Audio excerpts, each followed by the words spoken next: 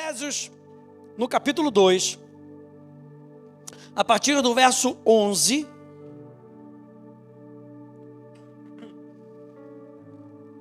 diz assim: portanto, lembrem-se, isso aqui é maravilhoso, gente. Lembrem-se de que no passado, diga no passado, ou seja, isso quer dizer que você não é mais. No passado, vocês eram gentios na carne, chamados incircuncisão, por aqueles que se intitulam circuncisão, que é feita na carne por mãos humanas. Naquele tempo, vocês estavam sem Cristo. Diga, naquele tempo. Naquele tempo, vocês estavam sem Cristo, separados da comunidade de Israel e estranhos às alianças da promessa, não tendo esperança e sem Deus no mundo. Mas agora em Cristo Jesus, vocês que antes estavam longe, foram aproximados pelo sangue de Jesus. Alguém pode dizer amém a isso? Porque Ele é a nossa paz. De dois povos Ele fez um só, e na sua carne derrubou a parede da separação que estava no meio, a inimizade, está falando do pecado. Cristo aboliu a lei dos mandamentos na forma de ordenanças, para que dos dois criasse em si mesmo uma nova humanidade. Diga, uma nova humanidade. É disso que a gente está vendo, gente. Nós temos uma nova realidade, porque Ele fez algo novo, fazendo a paz, verso 16. E reconciliasse ambos em um só corpo com Deus, por meio da cruz, destruindo a inimizade por meio dela. E quando veio, Cristo evangelizou paz a vocês, que estavam longe, e paz também aos que estavam perto, porque por meio dele, ambos temos acesso ao Pai, em um só Espírito. Assim, vocês não são mais estrangeiros e peregrinos, mas concidadãos dos santos e membros da família de Deus. A gente está vendo sobre essa nova identidade que nós temos. Como é importante nós entendermos essa nova identidade em Cristo Jesus. Como é importante nós sabermos como Ele nos vê. Porque nós podemos sim sermos maculados, mancharmos a nossa visão de nós mesmos por causa das coisas que o mundo fala. Ou seja, constantemente eu preciso ver o que Deus fala a meu respeito. E ouvir isso continuamente. Para quê? Para que eu seja cheio dessa realidade. Mais uma vez, de dentro para fora. De dentro para fora. E eu quero começar falando com você, a partir do verso 20. Ele me traz algo tão maravilhoso, que ele diz, com toda essa realidade que vocês estão vendo, verso 20. Edificados sobre o fundamento dos apóstolos e profetas. Ponto número 1. 4 fundamentos que eu e você precisamos ter dessa vida em Cristo. Número 1, nós precisamos ser edificados. Veja que ele está falando de uma nova realidade, mas mesmo assim, ele fala, vocês precisam ser edificados sobre o fundamento dos apóstolos e dos profetas, sendo Ele mesmo, Cristo Jesus, a pedra angular. Nele quem? Em Cristo. Todo o edifício bem ajustado cresce para ser um santuário dedicado ao Senhor. Nele também vocês estão sendo edificados junto com os outros para serem morada de Deus no Espírito. Eu quero mostrar aqui para você uma coisa importante. Em Atos, no capítulo 2, verso 42, a gente vai ver como a igreja está sendo edificada. Olha só. Atos 2, 42 diz assim: e perseveraram na doutrina dos apóstolos. Lembra que quando você está lendo aqui em Efésios, edificados sobre o fundamento dos apóstolos e dos profetas. Em Atos 2, 42 está mostrando para a gente, e perseveraram na doutrina dos apóstolos, e na comunhão, no partir do pão e nas orações. Quais são as características, gente, que a gente encontra nesses versículos sobre a nova criatura? A primeira delas é que a nova criatura não é edificada de qualquer maneira. A nova criatura não é edificada de qualquer maneira. Quando Jesus, ele planejou a igreja, ele disse, essa igreja e as portas do inferno não prevalecerão, ele não planejou qualquer coisa para a sua igreja. Ele não planejou com que ela aparecesse de qualquer maneira. Se você vai fazer alguma coisa, daqui a pouco a gente vai começar a mudar a nossa fachada. Diga amém, glória a Deus. A gente contratou uma arquiteta. E a arquiteta foi lá, fez um plano, sentou com o pastor Hélio, sentou com o pastor Rodrigo, veio aqui em Ribeirão, a gente discutiu, porque vai ficar com cara de academia da fé. Não vai ficar com cara de qualquer outra igreja, vai ficar com cara de academia da fé. Eu quero dizer para você que a maneira como Deus nos edifica, Ele nos edifica para que a gente fique mais parecido com Jesus. Então, primeira coisa que eu preciso que você entenda, se a igreja está sendo edificada, ela está sendo edificada, diz aqui o apóstolo Paulo em Efésios, sobre o fundamento do quê? Dos apóstolos e dos profetas. O que ele está falando? Sobre a Bíblia. Quando ele está falando sobre o fundamento dos apóstolos, ele está falando sobre o Novo Testamento. Quando ele está falando sobre o fundamento dos profetas, ele está falando sobre o Antigo Testamento. Ou seja, como eu e você vamos ser edificados? Na palavra de Deus. Não existe outra maneira, gente. Ou é palavra ou não é nada. Quem está comigo? Ou é palavra ou não é nada. Não tem meio termo. Não tem lero-lero. É a gente se encher da palavra de Deus. Não é qualquer palavra que edifica o nosso espírito. A Bíblia diz em Romanos que o que gera fé no nosso coração não é qualquer pregação, é a palavra de Cristo. E a palavra de Cristo tem a ver com a obra consumada de Jesus na cruz do Calvário. Isso gera fé no nosso coração. A fé é gerada no nosso coração quando a gente entende a obra consumada de Cristo na cruz do Calvário. Isso gera fé no nosso coração. A doutrina dos apóstolos, ela se centrava principalmente na vida, na morte, na ressurreição de Jesus. Enfatizava o seu sacrifício pelos pecados da humanidade, a necessidade de fé nele como um Salvador e a promessa de uma nova vida por meio da fé. Essa era a mensagem dos apóstolos. Quando você vai ver a primeira pregação de Pedro, o que Pedro fala? De Jesus. Ele fala, aquele a quem vocês crucificaram, aquele a quem vocês mataram, ele se tornou, ele ressuscitou, era Cristo e Cristo ressurreto. O apóstolo Paulo vai falar isso. O que eu quero conhecer é conhecer o Cristo e o Cristo ressurreto, o poder da sua ressurreição. Então o que vai edificar a nossa vida? A palavra de Deus. Segunda coisa que a gente vê nesse texto é que essa igreja que está sendo edificada é algo organizado e algo unido. Você vê aí em Efésios, no capítulo 2, que diz que todo o edifício bem ajustado. Ele não diz alguns bem ajustados. O que a gente vê isso? Que por todo o Novo Testamento, Paulo fala sobre unidade. Paulo fala desses ajustes que precisam ser feitos para que esse edifício cresça de maneira própria. Se a gente for lá, por exemplo, para Efésios capítulo 4, Efésios no capítulo 4 defende que Deus chama indivíduos para diferentes ofícios na igreja, e a gente precisa compreender os diversos papéis daqueles que ocupam esses ofícios, e é crucial para compreender os meios pelos quais a igreja florescerá e manterá a sua unidade. Efésios capítulo 4, verso 11, diz, ele mesmo concedeu uns para apóstolos, outros para profetas, outros para evangelistas, e outros para pastores e mestres, com vistas ao aperfeiçoamento dos santos, para o desempenho do seu serviço, para o quê? Para a edificação, me acompanha na Bíblia, para a edificação do corpo de Cristo. Então, o meu papel aqui como pastor é edificar a sua vida, é edificar o corpo de Cristo. E é isso que Paulo está falando. Quando a gente vai lá em 1 Coríntios 12, 1 Coríntios, não precisa abrir não, 1 Coríntios 12, vai falar sobre essa unidade da igreja, onde nós temos dons e nós precisamos uns dos outros. Lembra que a gente está falando que todo o edifício bem ajustado. Todo o edifício bem ajustado. Se você voltar comigo, Efésios capítulo 4, no verso 1, olha só o que ele diz, Efésios 4, no verso 1, até o verso 3, diz assim, por isso eu, o prisioneiro do Senhor, peço que vocês vivam de maneira digna da vocação a que foram chamados.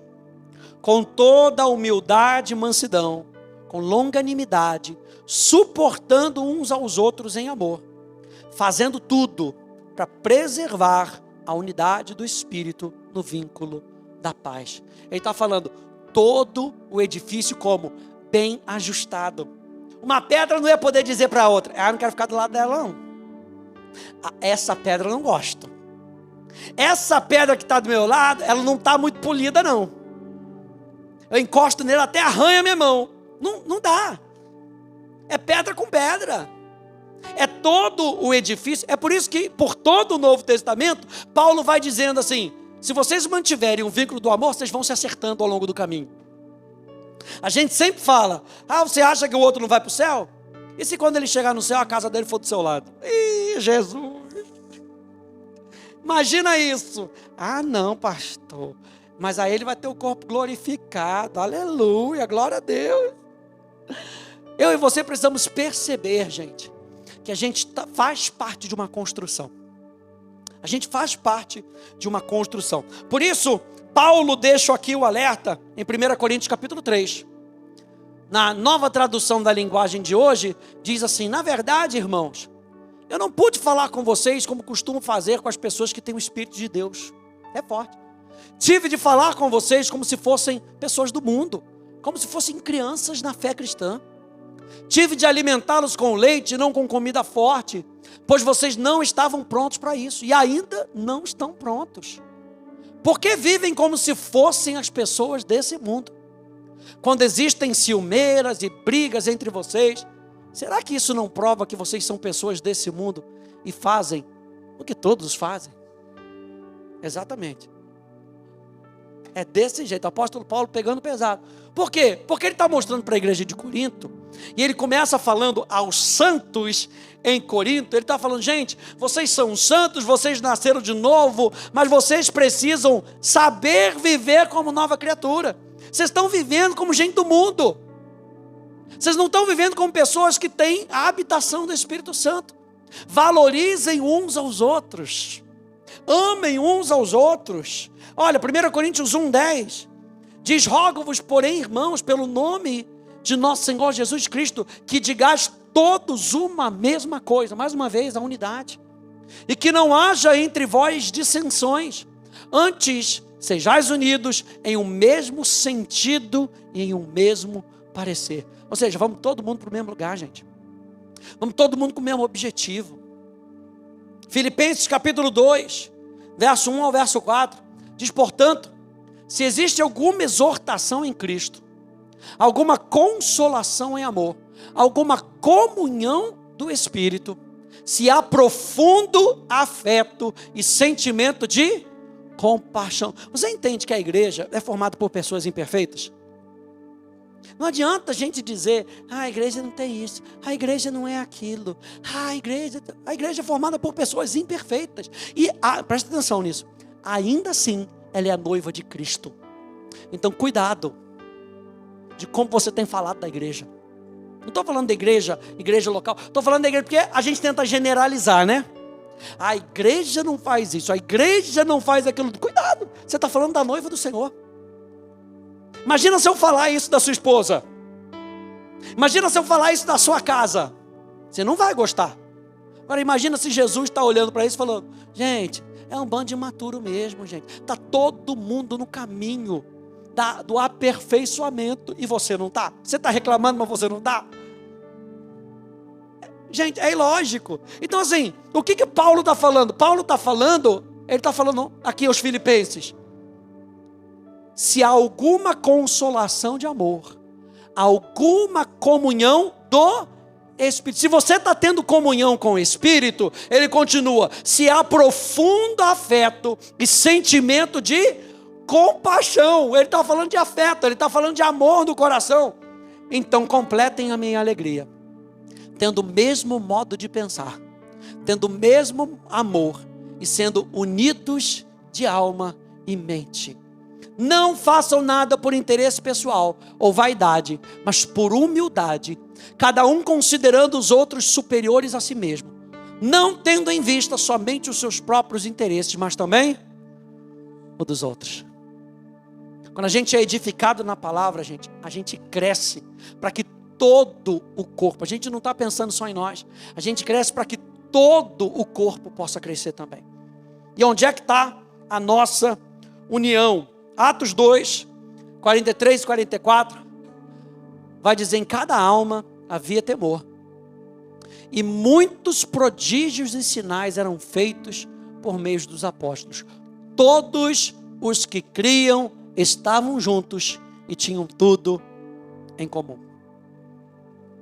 Algo que me chamou a atenção: todos os que criam. Sabe quem é todos os que criam? Todos os que criam eram aqueles que todos que viviam a verdade. Eram esses que criam.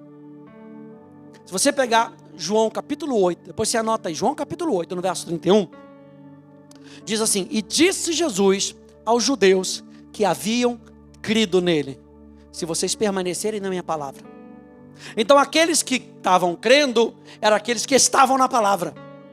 Aí Jesus disse para aqueles que creram, que estavam na palavra: se vocês permanecerem nas minhas palavras, vocês serão verdadeiramente meus discípulos. Verso 32, e conhecereis a verdade, e a verdade vos libertará. A verdade só vai libertar aquele que permanece crendo na palavra. Aleluia! Vou falar mais uma vez: a palavra só vai libertar aquele que continua crendo na palavra até o fim, crendo naquilo que Deus disse. O que eles tinham em comum? Paulo não está advogando aquele socialismo perfeito. Não é isso que Paulo estava advogando. Paulo não estava dizendo: você não tem carro não? Então eu vou te dar o meu carro para você, na minha charrete, naquela época, minha biga, você vai pegar minha biga. Não era isso. O que eles tinham em comum? O que eles tinham em comum? O mesmo Espírito que os unia. O mesmo Espírito que os unia e os levava a agir com temor e amor. E com base nisso, eles compartilhavam o que eles tinham. Lucas, ele não está advogando igualdade. Ele está advogando unidade no Espírito. E porque eles tinham o mesmo Espírito, eles não tinham problema em compartilhar daquilo que eles tinham. Vai muito mais fundo, gente, do que a gente apenas compartilhar as coisas que nós temos. Mais do que isso, gente, compartilhe do Espírito que você tem. Compartilhe do Espírito, o mesmo Espírito. E depois ele fala de nós crescermos em santificação. Volta lá no verso 20.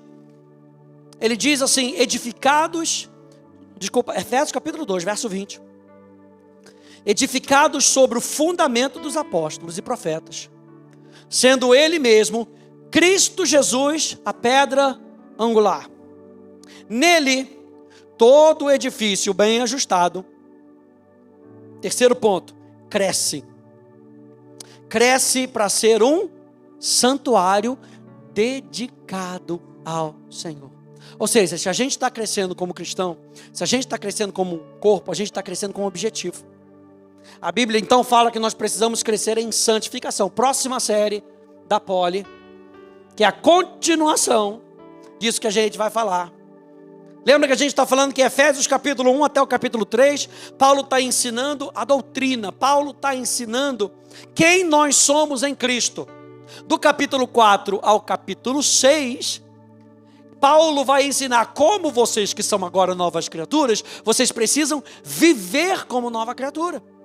Então a próxima série, domingo de noite, santificados, vivendo como uma nova criatura. E é isso que a gente vai continuar aprendendo. Então a primeira coisa que Paulo nos diz aqui em Efésios, no capítulo 2, é que o primeiro fundamento é eu e você precisamos ser edificados com o fundamento correto. Por isso que aqui no capítulo 4, ele vai até advogar, ele vai dizer: não sejam como os meninos, cresça. Não seja como meninos que são levados por qualquer vento de doutrina. Ah, apareceu um negócio da moda lá. Agora eu vou, deixa eu fazer. Agora isso vai resolver a minha vida. A palavra de Deus resolve a nossa vida, gente. A verdade resolve a tua e a minha vida. Cristo por si só resolve a nossa vida. Por isso os apóstolos estão falando aqui, o apóstolo Paulo está falando, ele é a pedra angular. Ele é a pedra angular. A segunda coisa que eu quero ver com você é que a igreja precisa ser fortalecida. Número 1, precisa ser edificada. Número 2, ela precisa ser fortalecida. A expectativa de Paulo é que os crentes não fossem fracos. Essa é a expectativa de Paulo. Em Efésios capítulo 3, no verso 16. Efésios capítulo 3, verso 16 diz: peço a Deus que segundo a riqueza da sua glória, conceda a vocês que sejam fortalecidos com poder, mediante o seu Espírito, no íntimo de cada um. A nova tradução na linguagem de hoje, coloca assim, não coloquei aqui, não está aqui.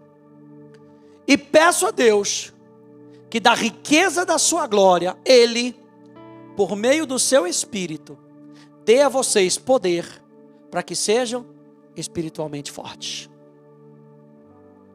Nós sermos fortalecidos com poder, está falando de nós sermos espiritualmente fortes. Eu vou dar aqui para você 4 características de um cristão fraco, para que você possa entender e ver essas características talvez na sua vida ou não. O primeiro que a gente identifica na palavra são fracos em conhecimento. Pessoas que não conhecem quem são, que não conhecem os seus direitos, que não conhecem os seus deveres, não são totalmente informados sobre o que a Bíblia diz. E quando isso acontece, a gente é roubado. O que a gente vê? A gente vê Jesus no deserto, com o seu espírito fortificado. Quando Satanás vem para tentar Jesus, o que acontece? Ele resiste com a palavra. Ele tem a palavra. Ele fala: inferno, aqui você não vai me roubar.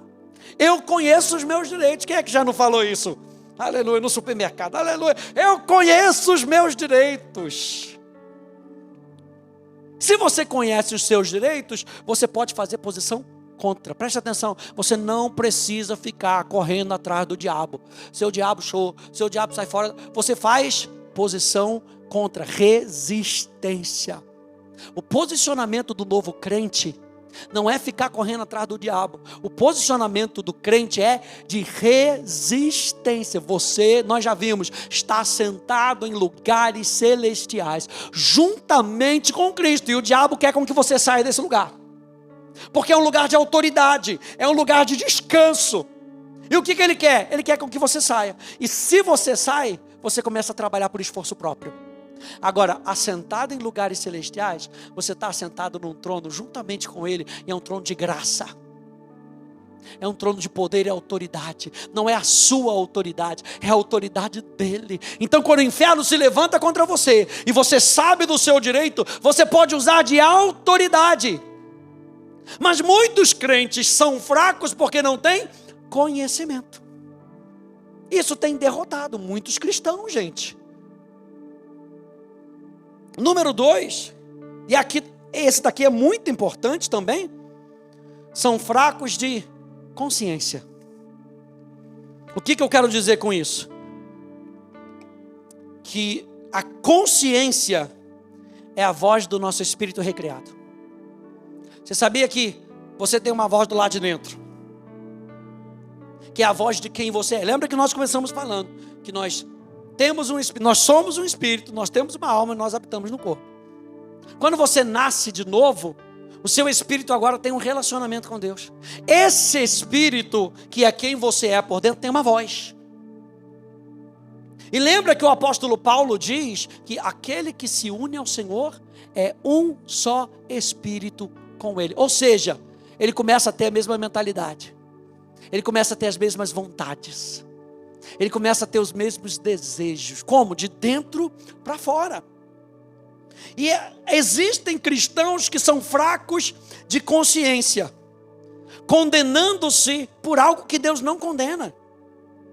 Algumas características de uma consciência fraca, por não sabermos ouvir a voz do nosso espírito, são, preste atenção, insegurança e dúvida, que leva à hesitação e indecisão. Legalismo, que leva ao orgulho. Medo, que leva à autocondenação e autopunição. Ansiedade e confusão na mente. Impotência espiritual, que leva ao quê? A vulnerabilidade. Então, se eu não consigo ouvir a voz de dentro, a voz da minha própria consciência, eu estou aberto para tudo isso. A gente ensina sobre isso na escola bíblica. Eu fiz uma série há um tempo atrás, chamada Imagem e Semelhança. E a gente fala um pouco da constituição humana, como o homem, ele é criado, como Deus programou o homem para ser criado. E em determinada parte, eu falo sobre o espírito, a alma e o corpo. E é muito interessante você dar uma olhadinha nessa série, porque vai te abençoar muito. E nessa série eu comento sobre isso. Eu falo sobre a consciência, que toda compreensão, toda revelação, toda adoração e comunhão com Deus partem do espírito humano e não com a nossa mente. Você sabe que na nossa mente nós temos os nossos sentimentos, a nossa vontade, o nosso intelecto, mas é no nosso espírito que nós temos verdadeira comunhão com Deus. João capítulo 4, abra lá comigo. João no capítulo 4.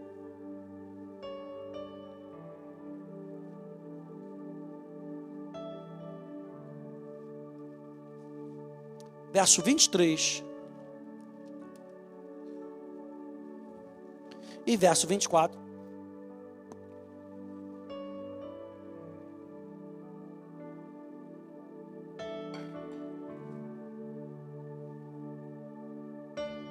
Diz, mas vem a hora, e já chegou, em que os verdadeiros adoradores adorarão o Pai, como?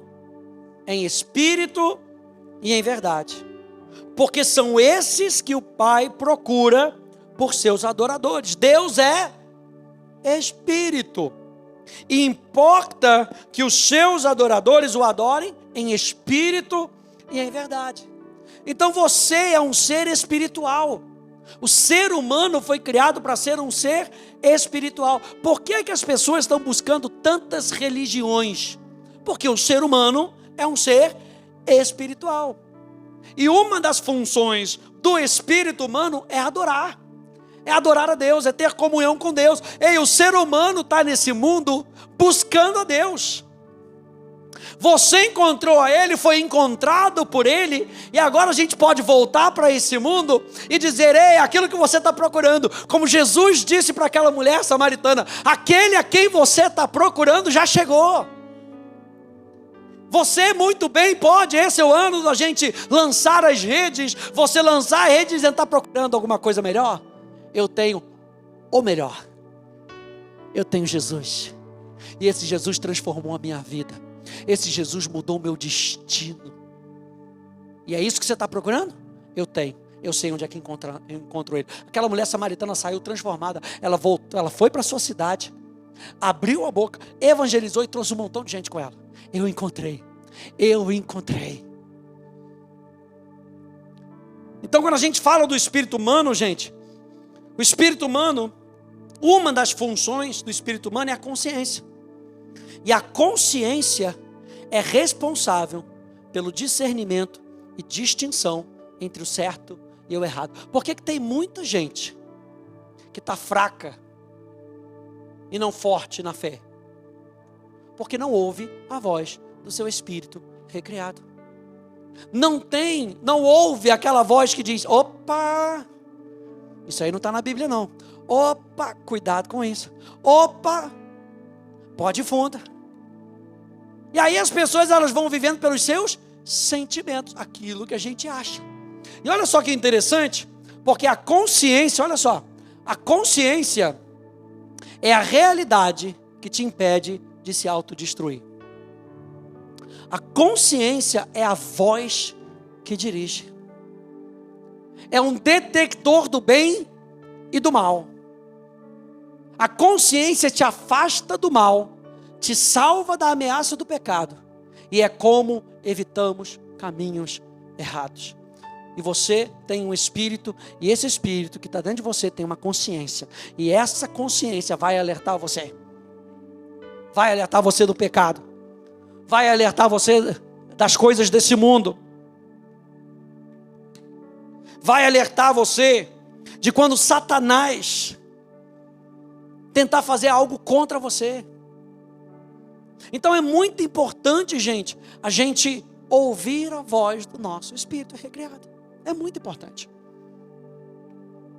A voz do espírito humano, isso aqui cai na prova, hein? Aleluia. Para quem está na Atos, a voz do espírito humano é a nossa consciência. Uma pessoa que não nasceu de novo, não tem no seu espírito o Espírito Santo.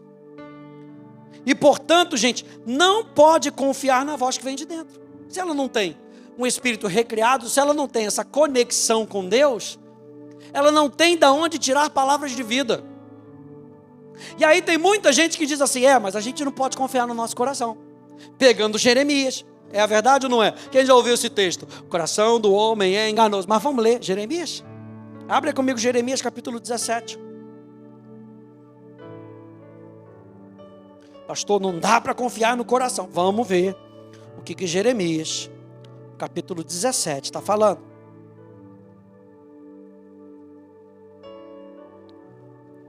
Nós estamos falando de sermos, está faltando, show, glória a Deus, irmão.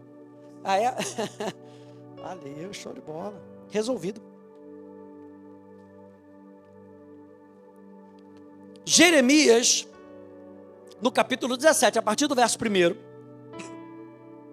olha só como é que ele começa colocando. Ele diz assim, o pecado de Judá. Ele já começa dizendo, Judá está em pecado. O pecado de Judá está escrito como um ponteiro de ferro e com ponta de diamante, gravado, presta atenção nisso, gravado na tábua do seu coração e nas pontas dos seus ataques. Quando você vai ler Jeremias capítulo 17, Jeremias capítulo 17 está falando de Judá sendo um povo idólatra. Aqui Jeremias 17, Jeremias está escrevendo sobre idolatria. O coração de Judá já estava vendido para os deuses, para os outros deuses. Então ele fala, grava isso, o pecado de Judá está gravado na tábua do seu coração. Verso 2. Os seus filhos se lembram dos seus altares e dos postes da deusa Aserá, junto às árvores frondosas, sobre as colinas elevadas e nos montes do campo. Darei os seus bens e todos os seus tesouros como despojo, e farei o mesmo com os seus lugares altos, por causa do pecado em todos os seus territórios. Você terá de abandonar a herança que eu lhe dei. Veja isso, gente. Farei com que você sirva os seus inimigos numa terra que você não conhece, porque o fogo que você acendeu na minha ira queimará para sempre. Verso 5. Assim diz o Senhor, maldito aquele que confia no homem, ou no ser humano, ou na sua humanidade. Depois ele vai fazer essa comparação. Primeiro ele usa essa palavra maldito. A palavra maldito no hebraico tem o sentido de estar afastado de Deus. Então ele está falando, o homem que está afastado de Deus é aquele que confia em si mesmo. Lembra que ele está falando de idolatria. Maldito é o homem que confia no ser humano, que faz da carne mortal o seu braço e cujo coração se desvia do Senhor. Porque ele será como um arbusto solitário no deserto e não verá quando vier o bem. Pelo contrário, morará nos lugares secos do deserto, na terra salgada e inabitável. Aí ele faz a comparação no verso 7. Bendito aquele que confia no Senhor e cuja esperança é o Senhor. Porque ele é como a árvore plantada junto às águas, que estende as suas raízes para o ribeiro e não receia quando vem o calor, porque as suas folhas permanecem verdes, e no ano da seca não se perturba, nem deixa de dar o fruto. Verso 7, verso 8 e verso 7, fazendo a comparação com o verso 5 e o verso 6, ele está mostrando que Judá, que era idólatra, estava vivendo o verso 5 e verso 6, mas ele está mostrando para eles uma outra condição. Ao invés de vocês adorarem aos outros deuses, se vocês confiarem em mim, vocês terão tudo isso de bênção. Aí ele volta para o versículo 9, para mostrar novamente a condição deles. O que ele diz no 9? Enganoso é o coração. Enganoso é o coração o quê? Enganoso é o coração idólatra de Judá, que confia em si mesmo. Enganoso é o coração do pecador. Enganoso é o coração que está cheio de pecado, mais do que todas as coisas, e desesperadamente corrupto. Aí a Bíblia pergunta, Jeremias pergunta, como é que a gente pode entender um negócio desse? Como é que a gente pode confiar nisso? E essa, gente, é a condição de todas as pessoas que não nasceram de novo. Todos os seres humanos, sem exceções, nascem com esse tipo de coração. Um coração caído, um coração doente, um coração enganado, um coração autoexaltado e oposto a Deus. É só você perguntar para o mundo se eles confiam na Bíblia.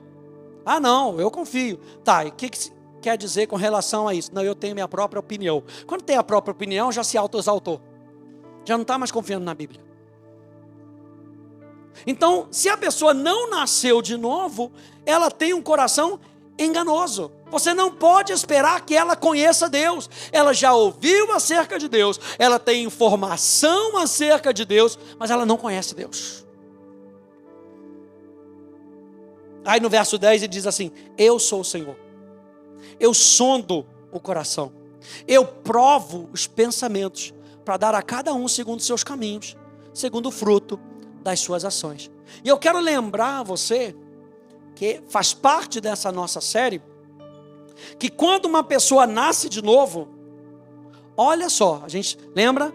A gente está mostrando aqui em Jeremias, capítulo 17, que é específico, que Jeremias está falando que o coração de Judá, idólatra, é um coração enganoso.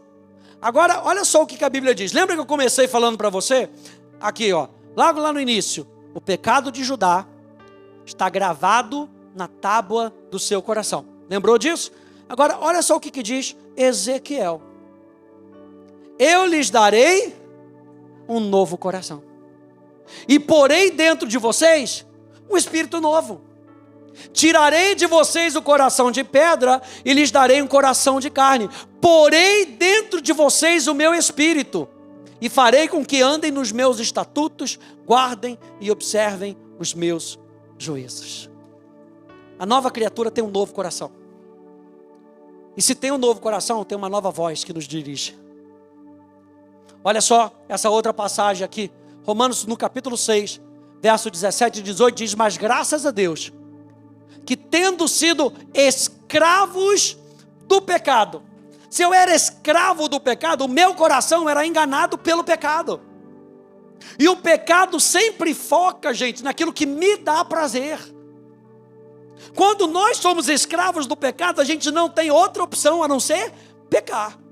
Mas ele diz o seguinte, vocês vieram a obedecer de coração.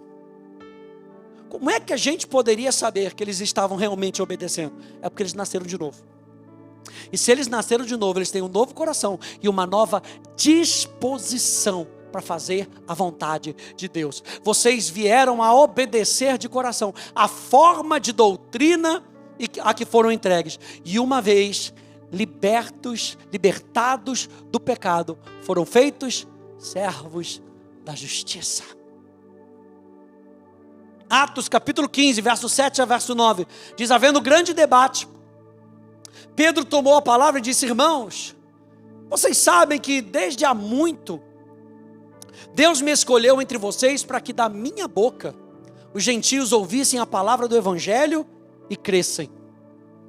E Deus, que conhece os corações, lhes deu testemunho, concedendo o Espírito Santo a eles, como também o havia concedido a nós. E não estabeleceu distinção alguma entre nós e eles, purificando-lhes o coração por meio da fé. Por meio da fé no quê? No Evangelho. E o Evangelho é o quê? São as boas novas, de que Ele levou sobre si os nossos pecados, de que Ele levou as nossas mazelas, de que Ele na cruz do Calvário abriu, gente, um caminho para que eu e você pudéssemos nos tornar novas criaturas. Vocês purificaram os corações por meio da fé, quando vocês acreditaram no Evangelho.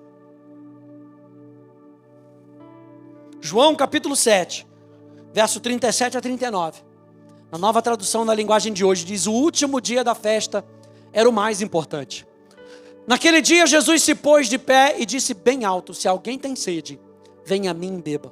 Como dizem as Escrituras, rios de água viva vão jorrar do coração de quem crê em... Rios de água o quê? Viva. Mas se a gente comparar com o coração enganoso, a gente vai ver em Efésios que a gente estava morto. Aquele coração estava morto, o relacionamento com Deus estava morto. Mas Jesus disse: se vocês crerem em mim, algo sobrenatural vai acontecer em você. E rios de água viva. Você não tem mais um espírito morto. Você agora tem um coração, um espírito vivo. E de dentro de você vão jorrar rios de água viva. Ele diz: de quem crê em mim. Jesus estava falando a respeito do Espírito Santo, que aqueles que criam nele iriam receber.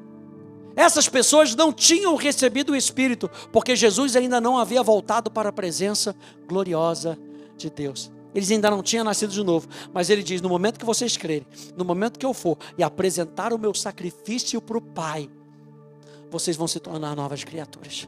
E de dentro de vocês vão jorrar um rio de água viva. Não jorra mais coisa morta de dentro de nós.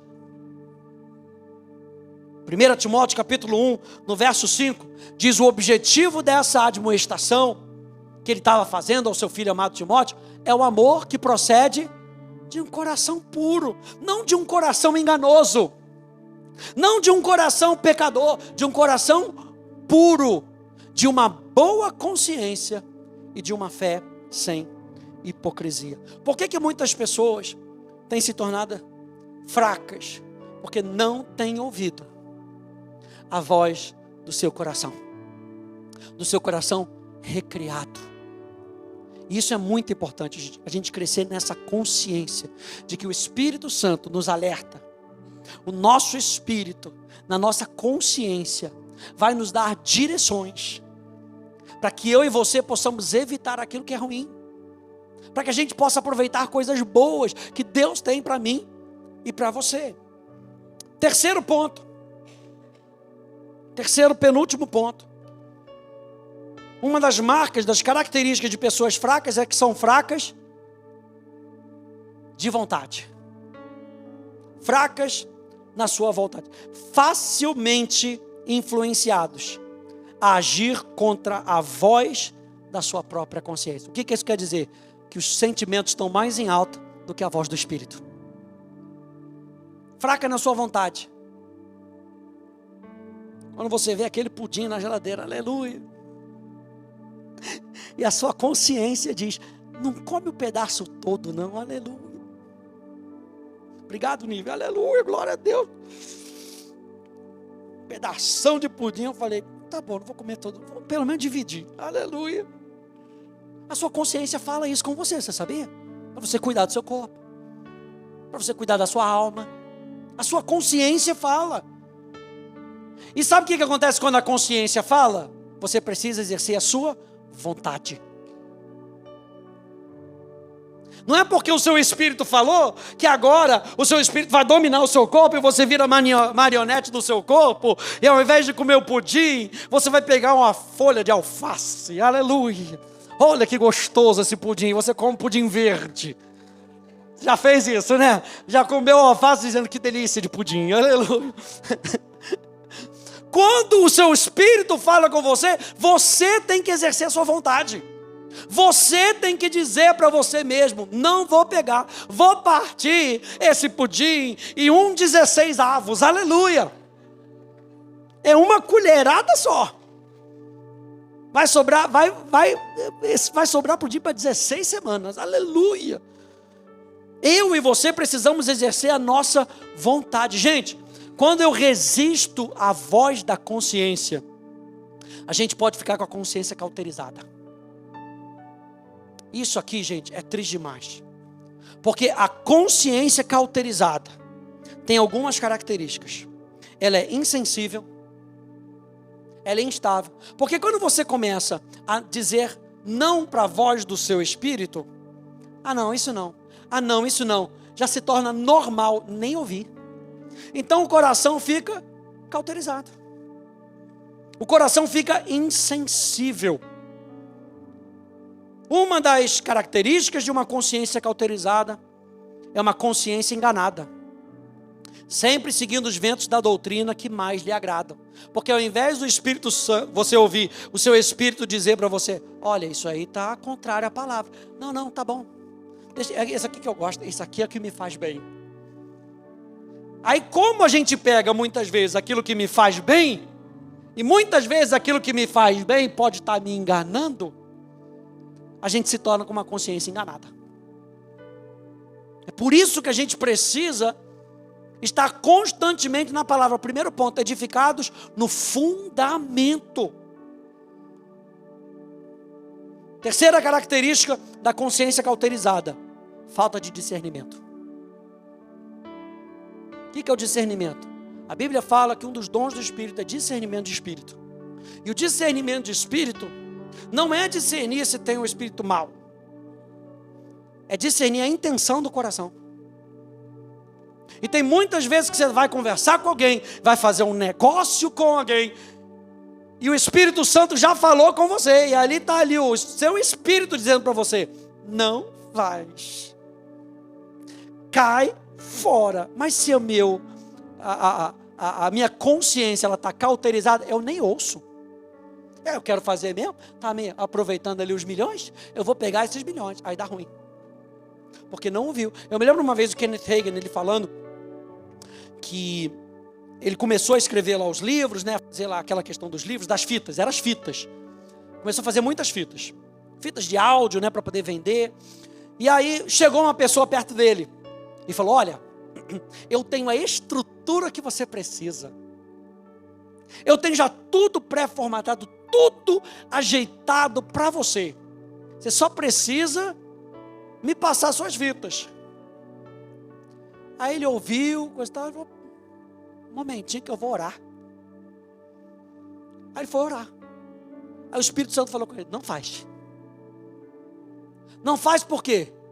Aí ele ainda deu o bisu. Ele falou: se você fizer, ele vai roubar todos os direitos que você tem sobre essas suas pregações. E vai roubar de você o que você tem direito. Ele virou para o rapaz e falou: muito obrigado. São milhões, mas eu te agradeço a oportunidade. Vou deixar passar. A gente precisa ouvir essas direções no nosso espírito.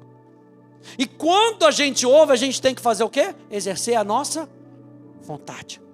Você lembra que Satanás tentou Jesus? Primeira coisa, transforma em pedras. Transforma esses pães em pedra. Transforma as pedras em pães. No deserto era fácil, né? Deixar o pão assim, ia virar pedra rapidinho. Transforma essas pedras em pães. Jesus, com a palavra, ele disse: não vou fazer. Ele exercia a sua vontade. Por que tem muitas pessoas fracas? Porque não são cheias da palavra, e por serem vazias da palavra, elas não conseguem exercer a sua vontade. Então a gente tem que ter cuidado com isso. E por fim, quarta característica de pessoas fracas, são pessoas fracas na fé. Pessoas fracas na fé não estão plenamente convencidas da vida e da liberdade que desfrutam em Cristo. Lembra, a gente falou aqui na nossa série sobre Eu Vivo pela Fé, que a palavra fé tem o sentido de nós sermos convencidos, persuadidos. Quando você é persuadido de um negócio, gente, não tem quem te mova daquilo. A fé tem o sentido de nós sermos persuadidos pelas coisas do Espírito. Lembra que o pastor Eli sempre fala o que Deus fala, o que a Bíblia fala, é o que vale. Ponto, seja persuadido por isso. Pessoas estão fracas na fé porque não são convencidas. Aí você fala, poxa, mas você é uma nova criatura. Você nasceu de novo. Você tem um coração transformado. Você é um santo, você é um justo. Mas como a tradição não diz isso, eu não sou completamente... Por quê, pastor? Porque eu ainda peco. Porque eu peco, eu devo ser um pecador. Mas não é isso que a Bíblia diz. A Bíblia diz que se você está em Cristo, tudo foi feito novo. As coisas velhas ficaram para trás. Eis que tudo se fez novo. É o que a Bíblia diz. E quando eu sou convencido disso, e eu preciso lutar as minhas guerras, eu luto convencido de quem eu sou, de quem Deus diz que eu sou, e não do que a tradição diz que eu sou, e não do que o mundo diz que eu sou. O que Deus diz é o que vale. O que Deus diz é o que vale. Então, gente, o que nos faz nós sermos cristãos fortes? Vai ficar para a próxima semana. Porque a gente vai ver mais alguns versículos que vão nos lembrar que nós precisamos dessa intimidade com Deus. Andar em amor e dependência do Espírito Santo. E é isso que a gente vai ver na próxima semana. Deu para você pegar isso nessa noite? Fique de pé, por favor.